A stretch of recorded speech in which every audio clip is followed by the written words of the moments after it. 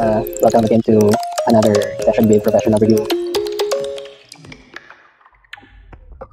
So, subukan natin gamitin ang Professional Review Body.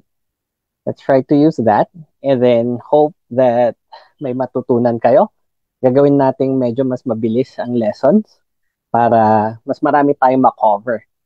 So, after the lesson, it will take about 30 minutes. And then after that, kung may mga questions kayo na pwede kong sagutin as being a teacher for like mga professional development, ganon, feel free to comment on Facebook. Okay, so umpisahan na natin. So, let's begin. Punta tayo ng Professional Review Body. Oops. Punta tayo na Google. Mga users po sa mga new users. Ito po ang aming Professional Review Body sa Google. Ito po yung lalabas. Next. So, open natin. Gagamitin natin yung app para matry natin yung app. Para sa mga tao na or mga students na gustong malaman yung app namin. So, ito yung kung paano ginagamit. Lalo na sa mga busy na mga estudyante na kailangan kumuha ng letter review. Ito po ang aming website. So, from here, makikita nyo yung pangalan nyo, yung website, announcement, ito yung mga announcement natin, challenge, schedule, daily challenge, meron pa rin tayong daily challenge, 35 questions, schedule, ito po yung mga schedule natin, mga free lessons natin. So, punta tayo ng general education. So, punta na tayo ng science. So, ito po, may bago tayo mga topics, social science, updated po tayo dito. Punta tayo ng D, letter D for science. So, piliin natin ang the solar system and the universe. Okay. So, subukan natin mga questions. So, the solar system and the universe. So, basahin natin. So, it is the first Philippine nanosatellite as an experiment and was used to relay messages in the event typhoons render cellular service unavailable. Ano po kaya ang nanosatellite na ito? Ang sagot po dito ay Maya 1. Okay, great job. So ito po yung explanation. The correct answer is Maya 1, which is recognized as the first Philippine nanosatellite A1U Cube SAT. Its mission included experimental testing and commercial equipment, notably incapable of relay messages when typhoon disrupts cellular services. Okay po. Next po tayo. Next question. So, nakita niyo po dito, tumaas tayo. So, overall, correct answer is 3. So, next. Punta tayo. Next questions. Which planet is known for its extreme greenhouse effect? Mars, Earth, Venus, or Mercury? So, greenhouse effect. Ano po kaya? Mars, red planet. Earth, ang Earth natin, may greenhouse tayo, pero hindi naman ganun kadami. Venus, isa sa mga brightest star na parang star na nakikita natin. Mercury, ano po kayang sagot natin? Tamang sagot po ay C, Venus. Bakit daw? Venus has a thick carbon dioxide atmosphere, leading extreme temperatures due to the greenhouse effect. Earth has a mild greenhouse condition, while Mars and Mercury are cooler. Okay, now we learned something new. So, ang isang problema rin natin dati is may butas tayo dahil sa greenhouse effect, may butas yung ozone natin sa bandang Australia, pero nag-heal daw po. Okay, so next. So, makikita nyo na 60%. Continue tayo. Which object is a natural satellite of the Earth? Europa, Moon, Phobos, or Sun? Ano po kaya ang questions? Siyempre, Sun, tanggalin na natin yung Sun. Phobos is another moon, pero sa isang planet. Ito hindi. Europa, hindi rin ito. So, syempre, alam naman na natin na isa lang ang moon natin. Correct. Okay, moon. Okay, correct. The moon is Earth's only natural satellite. Phobos and Europa orbit Mars and Jupiter respectively, the Sun is a star. Okay, continue po tayo. What is the term for a ball of ice and the dust that orbits the Sun? Okay. Yuri Gagarin. A. B. Gravity. Alam natin ang gravity. C. Event horizon. D. Or comet. Sa mga viewers po, kung may mga sagot po kayo, tulungan niyo po ako. Sagutin natin. So, okay. Sagot. So, hindi ang gravity. Tanggalin na natin ang gravity. Yuri Gagarin. Pangalan nito. Event horizon, C or D. So, ano pong sagot natin? C or D? C or D? C or D? Okay, sagutin natin ng tama. So, okay, subukan natin muna. Comet. Okay, great job. Ito na naman yung explanation. The correct answer is comet. The other choices are different astronomical objects or phenomena. Understanding the definitions and properties of these terms helps distinguish them in context. So ito yung kagandahan ng itong app na to is na-explain kung bakit. So yun ang sinasabi nila na maganda yung na-explain sa'yo para naintindihan nyo. Okay. Sa susunod, maintindihan ko na pag ito yung tanong, alam ko ang sasagot ko kung bakit. May tanong na bakit. Okay. Next again, which space telescope has taken deep images of the universe? Okay. Napakadali naman itong tanong na to. Parang may keywords tayo. So, telescope. Meron na tayong telescope. So, makikita na natin nasa 80%. So, gravity, hindi. Dwarf planet, hindi. Meteor, hindi. Hubble telescope, of course, telescope. So, ang Hubble telescope, isang storya nito. Nagka-problema sila noon sa Hubble telescope na nasa space na at inayos nila na nasa space. At billion-billion ang nagastos nila dito. Nung na-launch nila, nagka-problema. So, after nun, naayos nila. Buti naayos nila. Okay, B na tayo. Continue. Great job. Okay, Hubble telescope. The other choices are different astronomical objects or phenomena. And understanding the definition properties of this term help distinguish them in context. 84 progress, 84%. Malapit na tayo. Which planet is known as the red planet? Na kung paano matandaan yung order ng planets.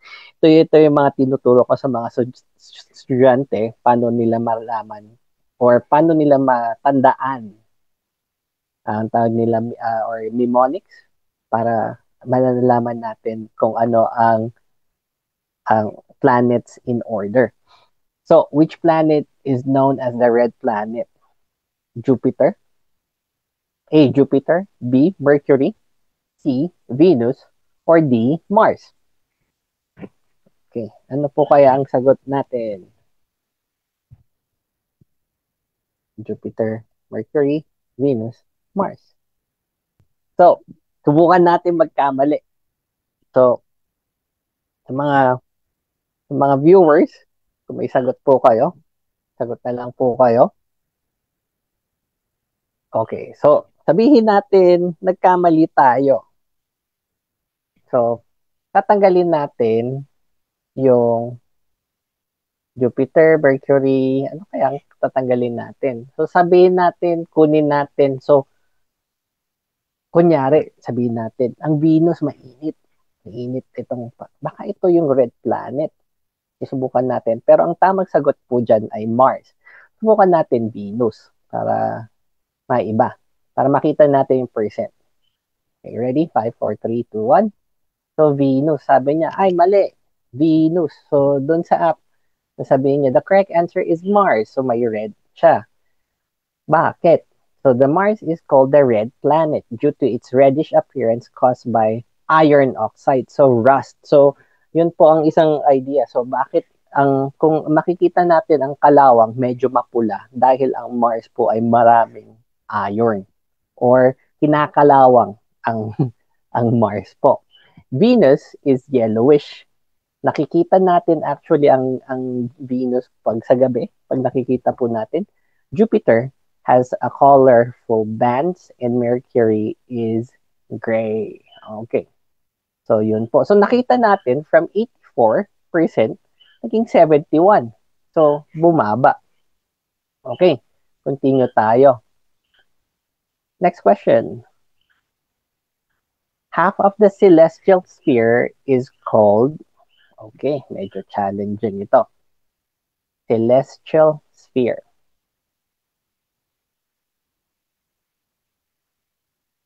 A, mid-circle. B, semi-global. C, biosphere. D, hemisphere. Ano po kayang sagot natin dito? Half of the celestial sphere is cold.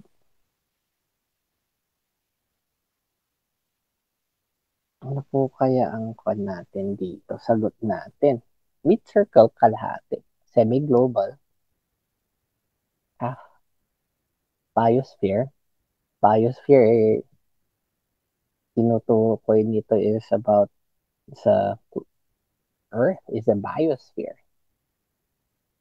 Buo. Hemisphere. Ano po kaya ang sasagot natin? Subukan natin magbali. Magbali tayo. Isa pa. So, subukan natin. Ang tamang sagot po dyan ay hemisphere. Bakit kaya hemisphere? So, mamili tayo ng B, kunyari. B, mali.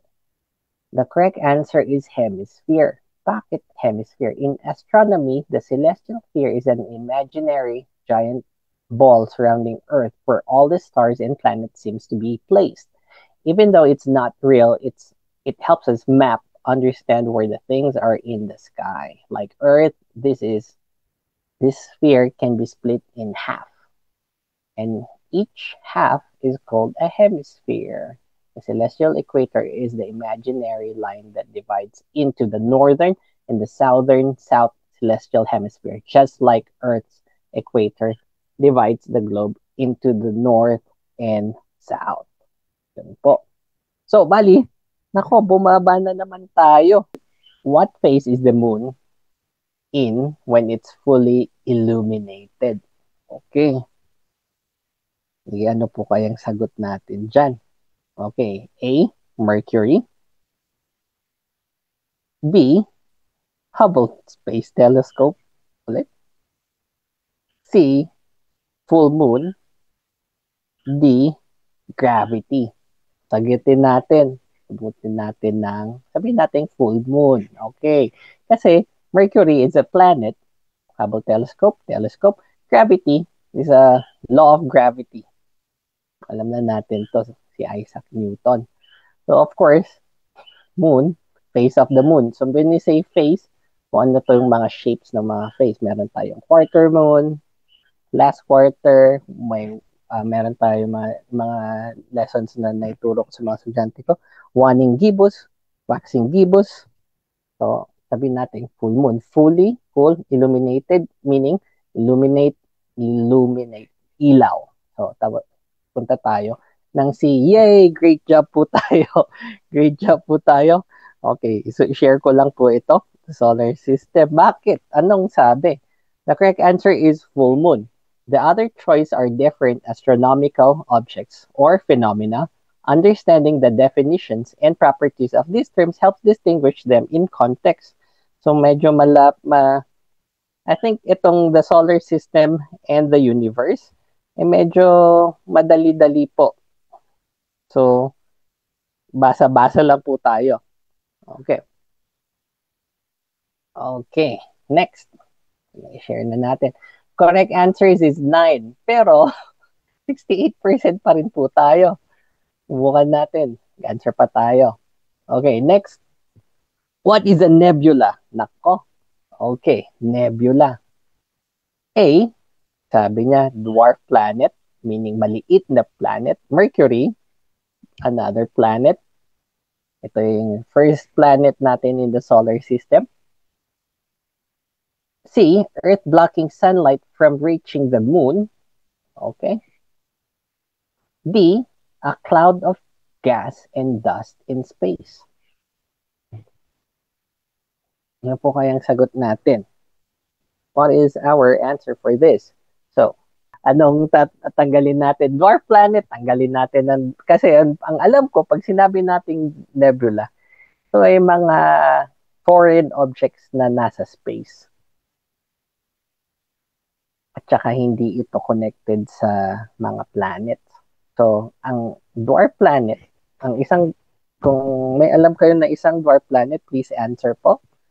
Meron tayong isang dwarf planet. Sinabi nila na 9 planets tayo before, pero ngayon naging 8 planets. So ano po kaya yung isang 9 planet na nag-iiba? Pero dati, sabi nila planet ito, ngayon hindi na planet. So from that, ang isa sa mga planets natin before, ang sabi is Pluto, tinanggal. So tinanggal sa isa sa mga planets kasi maliit na maliit siya. So, tinanggal po siya. B, Mercury planet po siya.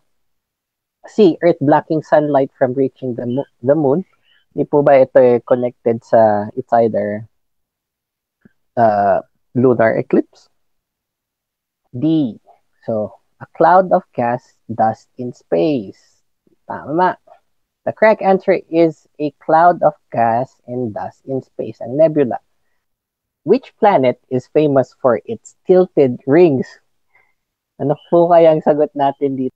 So, syempre, tanggalin na natin yung comet. Alam na natin, comet. Okay. Next, C. Tanggalin na natin yung C. System of stars, gas, and dust held by gravity. So, tanggalin na rin na natin to. So, it's either B or D ang sagot dito. So, mga viewers po natin, kung may sagot po kayo, feel free to answer po. Okay. So, pagpilian natin Saturn and Jupiter. The correct answer is Saturn. The other choices are different astronomical objects or phenomena. Understanding the definition of properties of these terms help distinguish them in context. So, kailangan natin pag-aralan po. So, yung sinabi ko po kanina, pwede nyo pag-aralan po dito sa Solar System Scope. Free po ito, wala pong download, wala pong register. Ito yung masarap paglaruan po itong quad kasi learning, very interactive, lalo na sa science, nasa STEM po tayo. Okay, next, color of a star depends on its. Okay. So, itong magandang tanong. Bakit may mga stars na may red, green, blue, yellow, different colors? Color of the stars depend on its both A and B. Ang sabi niya, A and B. B, temperature. C, size. D, altitude. Altitude meaning, ang altitude niya gaano kataas. Size, gaano kalaki. B, temperature. Gaano kainit. Siguro ang sasabihin natin. Or, ano po ba? Ang demonstration dan is yung stove. Pag inopen mo yung gas stove, anong color nakikita natin? Blue, sabi. Blue. How about yung kandila? Yung kandila, anong color? Medyo yellow, sabi niya. So, ang tanong ko sa kanya, sa tingin mo, ano ang pinaka mas mainit? Kung magpapainit ka ng or magluluto ka, ano ang mas mainit? So, ang sinabi niya is yung stove. So, ibig sabihin, pag mas mainit, ang color is blue. So, sabihin na natin, sagutin na natin. B, tama ba? Okay. B, correct. Great job. The color of a star depends on its temperature and primary factor because of the star emits light across spectrum. So, yun po. Hindi na natin itutuloy. So, andito na yung mga iba't ibang colors ng mga star at mga different kinds of stars. Which planet is known for having seasons like Earth? Oh, Magandang tanong yun. Which planet is known for having seasons like Earth?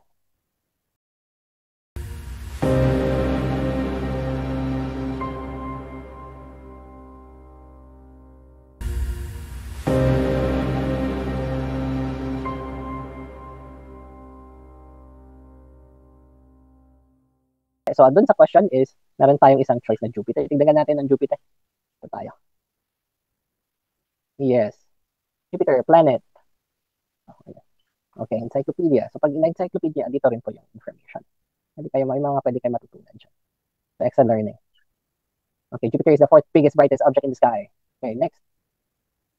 Mars. Okay, so nuclear fusion. Nuclear fusion, hindi po. Kasi nuclear fusion, ito is parang, ito yung something atoms na nagko-collide po. Hindi po yan. A region of icy bodies beyond Neptune, hindi rin po sagot nito. So, more likely ang sagot po natin is Mars. Punta tayo sa Mars. Mars. Punta tayo sa Mars. Click natin to. Solar system. Mars. Okay. Let's go Mars. Okay. Information tayo. Pwede natin makita yung planet. Observe it. Sunod tayo. Yun. Encyclopedia. Mars is the fourth planet and the second smallest planet. Okay, reddish iron oxide. Mars is about half as big as Earth. There is still many similarities. So yun po yung may isang hint doon. Still many similarities. Mars has a rocky surface, polar ice cap. So may ice. The days on Mars are only 40 minutes longer. So may mga ideas po tayong nakikita dito. May canyons. So, yan po, may water rin siya. Ito rin po is Mars is my storms po tayo. May mga bagyo sa Mars. So sagutin na natin. Tapusin na natin to. Mars. Okay. Tama. 93% na tayo. Uy, malapit na tayo matapos. Next. Ozone depletion. Depletion meaning nawawala. Ozone depletion happens due to the release of CFC from, okay. So, ozone layer. Meron tayong ozone layer. Depletion. Natatanggal ang ozone natin. Or nawawala. Depletion. Hindi natatanggal, nawawala. Or luminipis. Sa CFC. Ano po ba ang CFC? Tingnan natin ang CFC. What is CFC? So, in science, okay. So, what does it mean? So, connected siya sa ozone. So, pasok tayo dito. Ang ibig sabihin ng kwan is fluorocarbon. So, saan ito? Oops, may nakita tayo idea dyan. Okay. So, maraming CFC na nag-cause before sa ating planet. So, saan kaya ito nanggaling? Ang sabi dito, styrofoam and freon. B, industrial combustion. So, okay. C, deforestation. D, annual respiration. So, tingnan muna natin mga sagot. So, sabi dito, the ozone depletion. May isang keyword dito na pag napag-aralan nyo, may isang keyword lang. Kukuha nyo na. So, syempre, tanggalin ang kwan dito is going sa ozone. So, tanggalin na natin deforestation. Kasi deforestation, tanggalin sa earth. From trees, remove it. Next, industrial combustion. So, CO2. Kasi combustion. So, ibig sabihin mga usok. Annual respiration. Meaning, respiration sa lungs. So, ito ba ay nagkakos ng ozone depletion? Ang sagot dito ay styrofoam and freon. Yung freon, yan ang sagot. Great job. So, ito na po yung explanation niya. Ito na po lahat. Okay. Next. Uy, 95% na tayo. Which planet has the most moons? Okay. Earth rotation on its axis. Hindi ata ito ang sagot dito.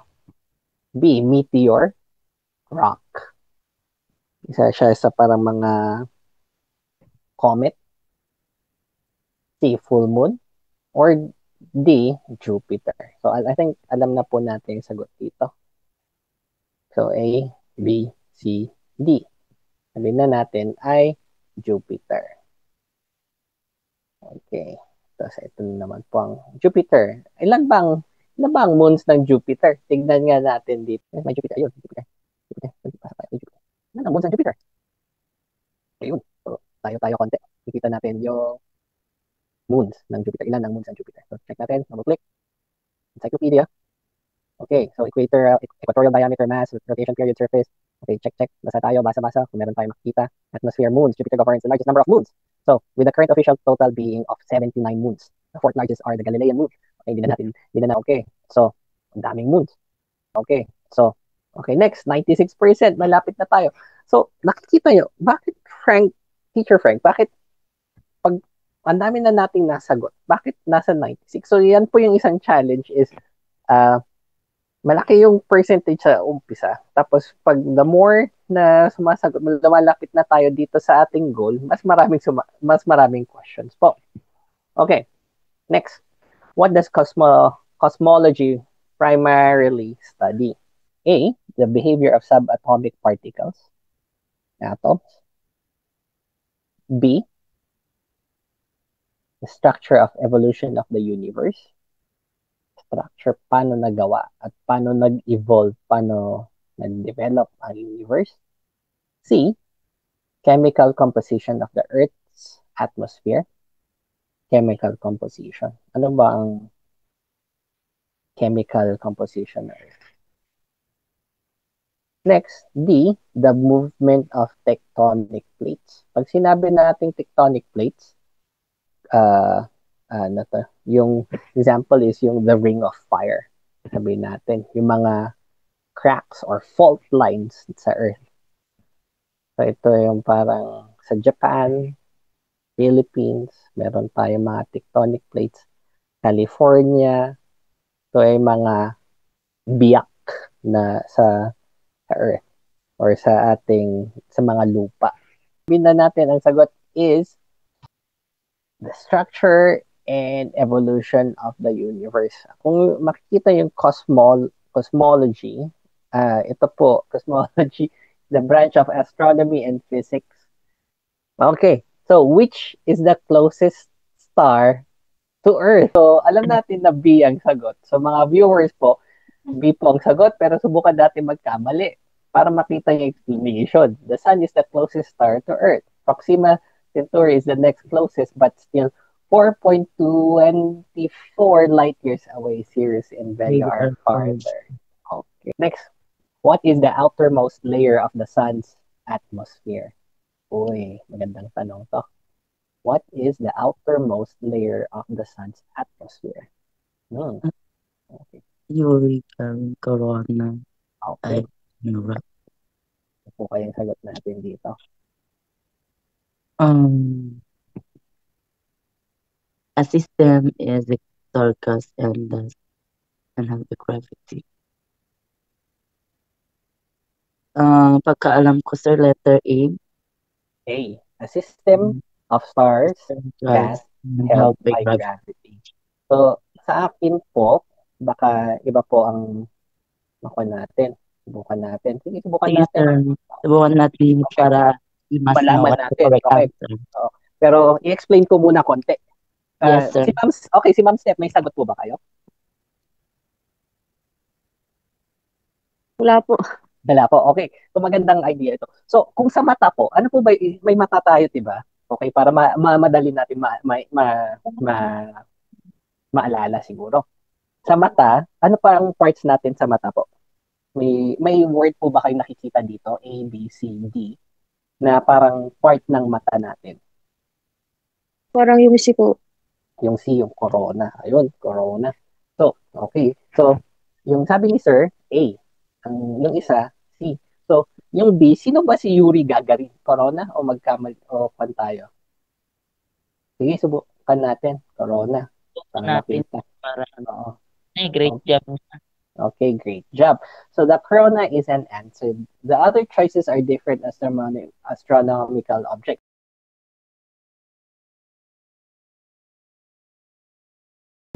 Okay, good evening. Okay, good evening.